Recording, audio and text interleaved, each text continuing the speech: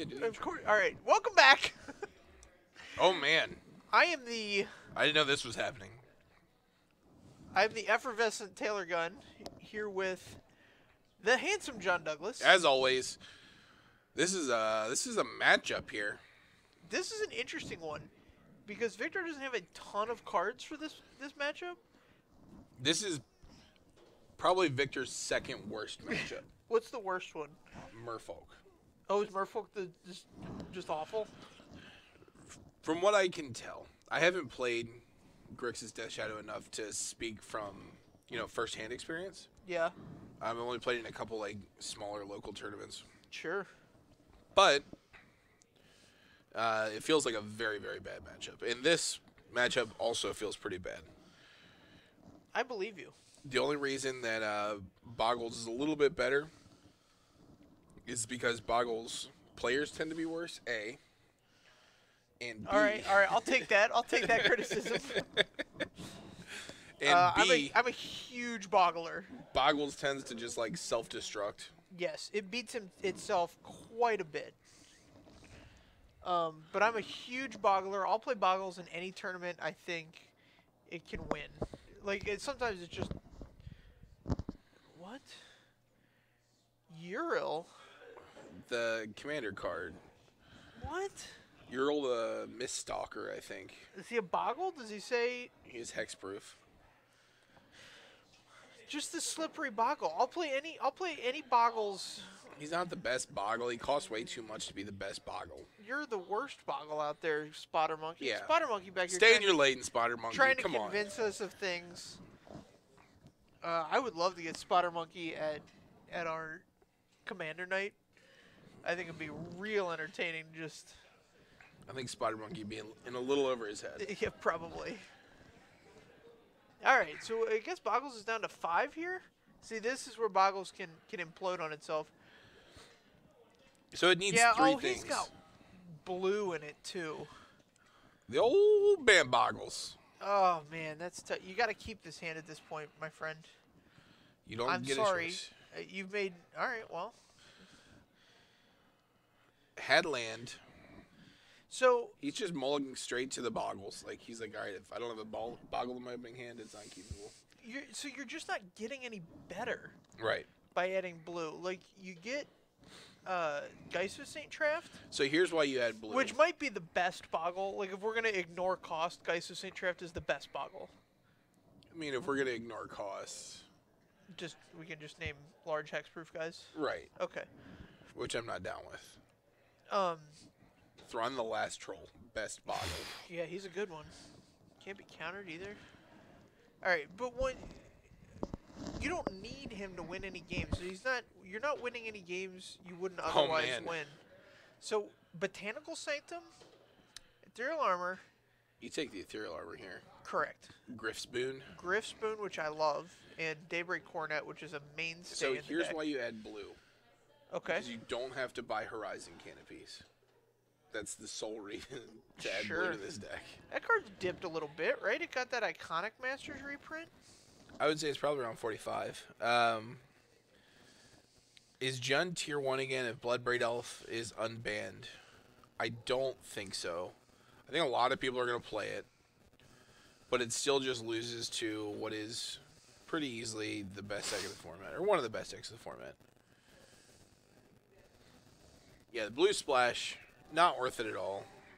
In my opinion. Obviously, I'm not an avid boggler. Yeah, in this boggler's opinion, I would not be splashing blue. I would also have played the Botanical Sanctum that he saw versus the land off the top of your deck.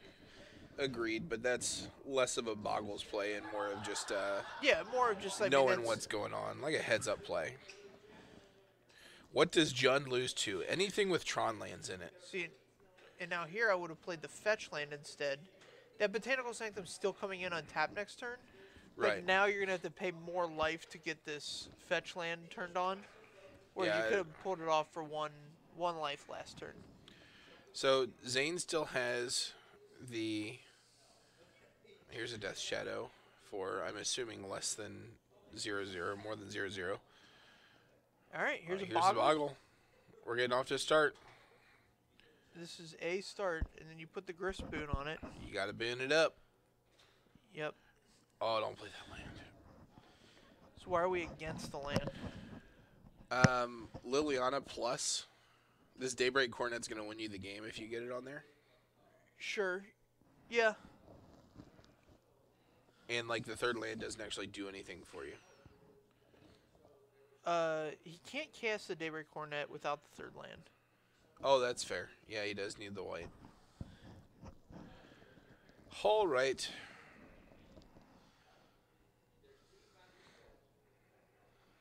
Yeah, Victor knows. Listen, whatever Mojo White Tron is, I'm sure it's a bad matchup for Jund.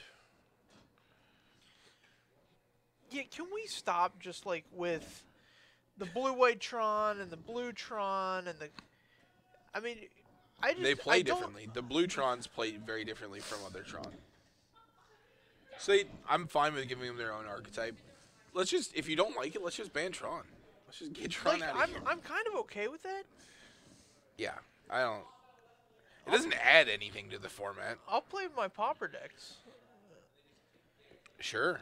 I'll put Tron in with some. I think there's an 8-mana Eldrazi Annihilator one. Yeah. Here's the Thoughtseize off of the opt. That's a good draw. Oh yeah, that's sick. Now Victor's got to be careful with his life total here. Obviously, he's a master of walking that tightrope as an avid Death Shadow player, but let's see. We have 2 on the board, so a Ethereal Armor puts him to 1.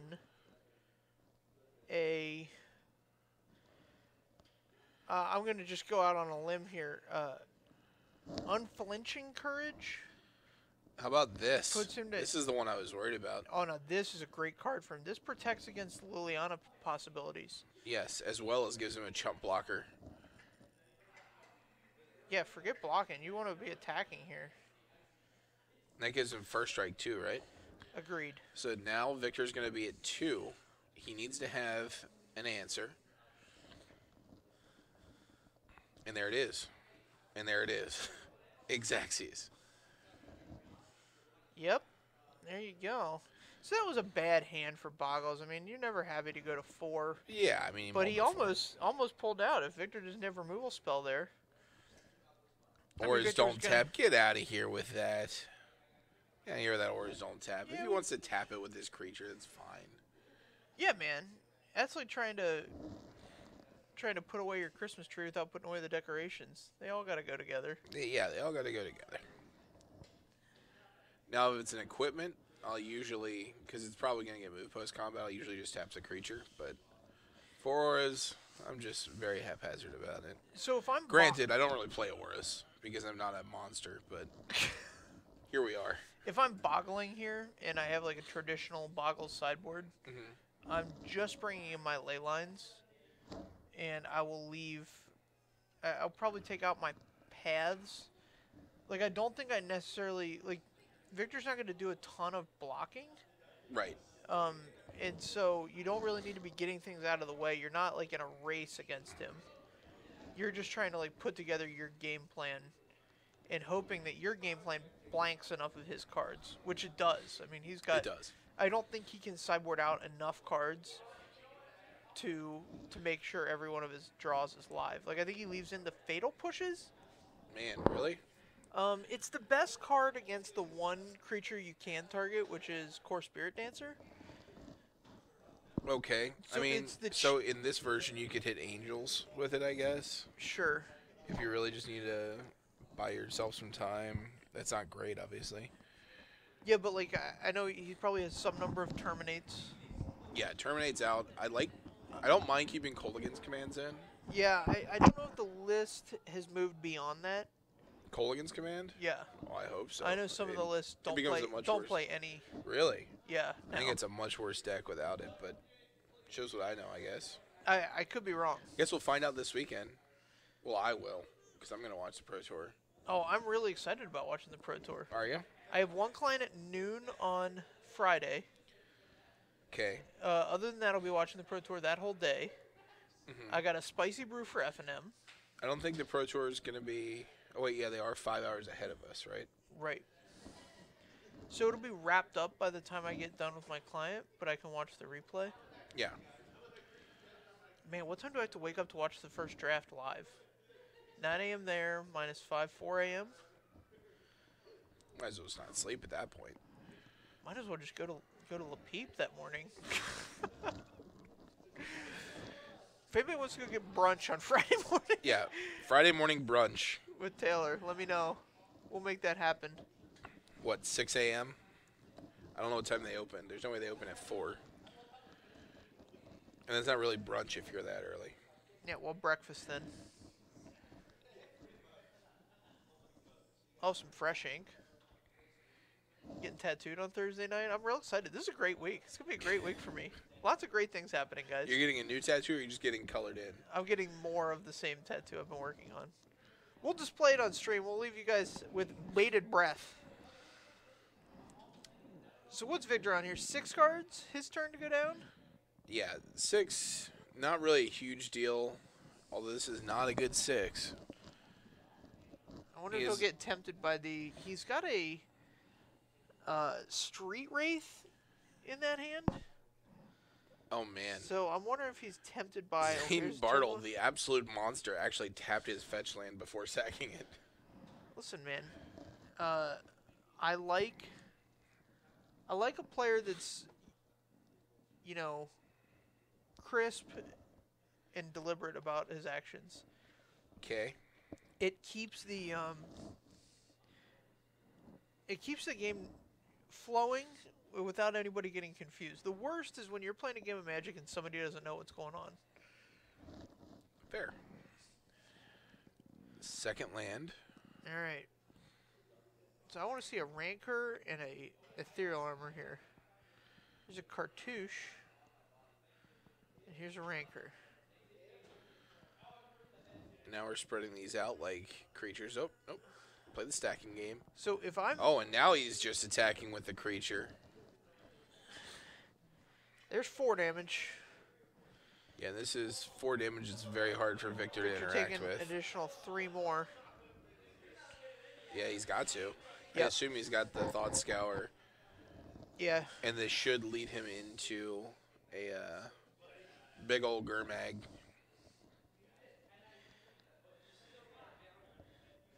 So Bogles is most famous for Reed Duke taking it to the World Championships one year. Right.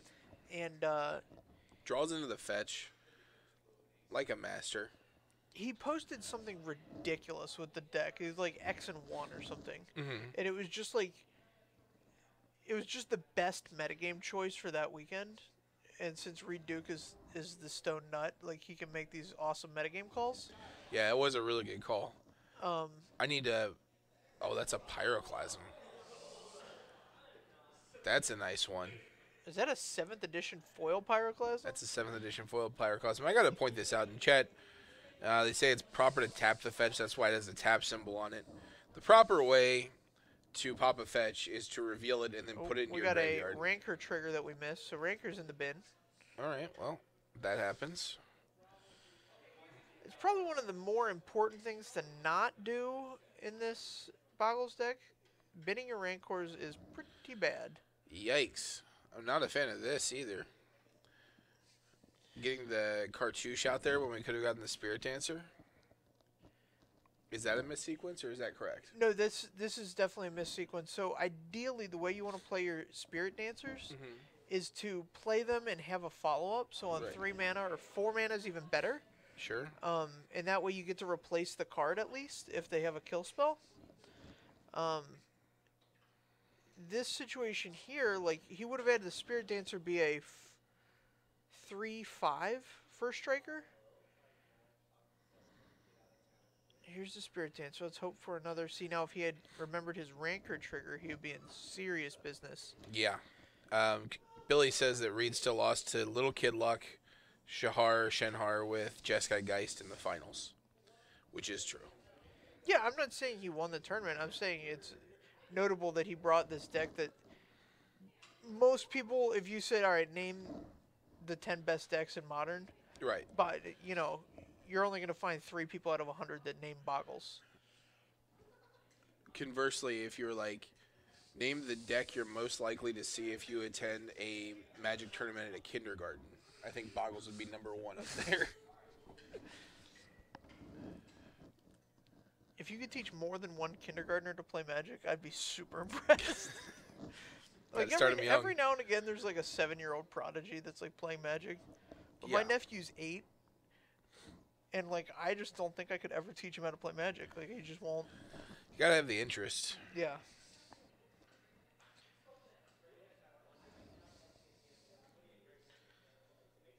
One day he'll come to me and say, "Hey, some kids at school are playing Magic. Do you know anything about that?" And then I'll say, "I know all about that." How much do you want to know? And kill a guy, make you discard. See, another Boggle. Why did he hang on to that Boggle? Yeah, I'm not entirely sure. What's even happening? I don't even know what this card is he's got in his hand. You can see in the situation, is this a negate? It's not a negate. It's a blue card, right? It looks pretty blue from here. Oh, it's the Curiosity. It's the new one. This gives +1/+1, and whenever it deals damage, draw a card. This card's pretty good. I don't know that I would add blue for it. You can play Keen Sense and I think it's Sixth Sense. Both have that. Keen Sense doesn't. Neither of those plus your creature. Right, they don't plus them, but they both give you that draw ability.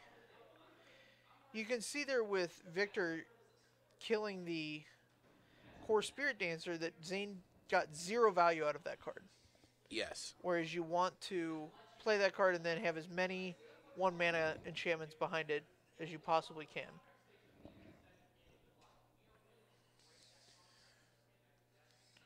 Yeah, I'm not sure why we didn't deploy. I guess, so the new card requires that you attack every turn. Yes. And so that makes sense why we didn't cast it. But he's just a Daybreak Cornet away from being able to suit this elf all the way up. If he were to draw a Daybreak Cornet, it would be a big deal. I would also be quite happy with or repyroclasming. All right. Which is very bad for Zane. Maybe that's why he didn't play the additional Boggle. Just hedging a little bit. Fear of the pyro. Yeah. That's fair. Griff Spoon would also be a hot draw out of Zane's deck. Yeah, he needs a creature now, though.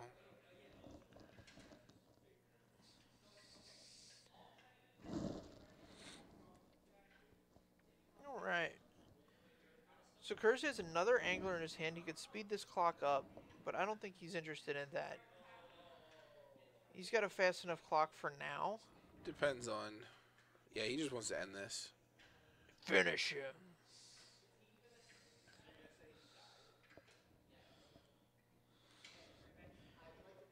Yep. It's not a... It is a Chameleon Colossus. So if he has a basic land here, you have to get a basic. Otherwise, you're dead. Correct. Come on, basic forest.